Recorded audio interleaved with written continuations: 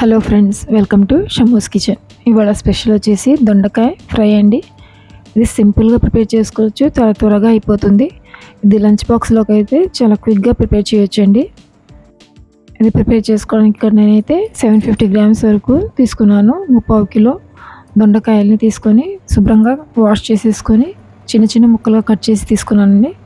అది పక్కన పెట్టేసుకొని ఇప్పుడు కడాయిలోకి 2 టేబుల్ స్పూన్స్ ఆయిల్ యాడ్ చేసుకోవాలి. ఆయిల్తో పాటు 2 టీ స్పూన్స్ తాలింపు గింజలు కూడా వేసుకోవాలి. అవి కొంచెం ఫ్రై అయిన తర్వాత అందులోకి 2 పచ్చిమిర్చి, అలాగే ఒక మీడియం సైజు ఆనియన్ని కట్ చేసి వేసుకోవాలి. ఆనియన్ కలర్ చేంజ్ అయ్యే వరకు ఫ్రై చేయనవసరం లేదండి. కొంచెం పింక్ కలర్ వచ్చే వరకు ఫ్రై చేసుకున్న తర్వాత అందులోకి 2 ఎండుమిర్చి వేసుకోవాలి. అలాగే ఫ్రెష్ కరివేపాకు కూడా వేసుకొని ఒకసారి బాగా కలుపుకొని ఫ్రై చేసుకోవాలండి. వాటిని దూరగా ఫ్రై అయిన తర్వాత అందులో మేము కట్ చేసి పెట్టుకున్న దొండకాయ ముక్కల్ని వేసేసుకోవాలి. దొండకాయ ముక్కలు వేసుకొని ఒకసారి ఆ తాలింపులోకి ఇదంతా కూడా కలిసే విధంగా కలుపుకోవాలండి. కలుపుకొని ఫ్లేమ్ని మీడియం ఫ్లేమ్లో పెట్టుకొని ఫ్రై చేసుకోవాలి. ఇది కవర్ చేయకుండా కుక్ చేసుకోవాలండి.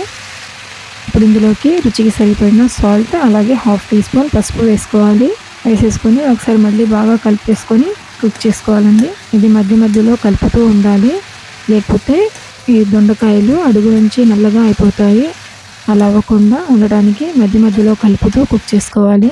ఇందులో ఎక్స్ట్రాగా వాటర్ ఏమి యాడ్ చేయకుండా ఇలాగే ఫ్రై చేసుకుంటూ ఉండాలండి. ఇందులో ఉన్న వాటరే సరిపోతుంది. ఆ మాయిస్ట్ అంతా కూడాను పోయే వరకు కలుపుతూ ఫ్రై చేసుకోవాలి.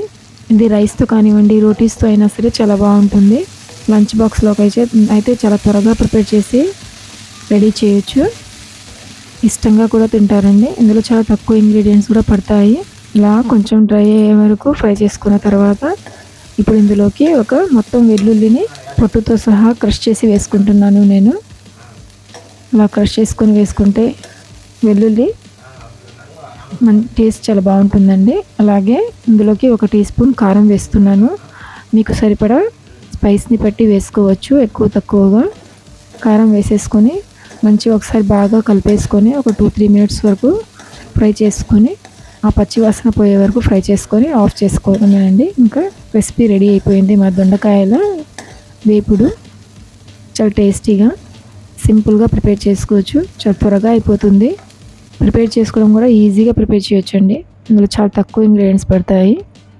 మీకు కనుక ఈ వీడియో నచ్చితే లైక్ చేయండి, షేర్ చేయండి. ట్రై చేసిన తర్వాత ఎలాగొచ్చిందో కామెంట్ చేయండి.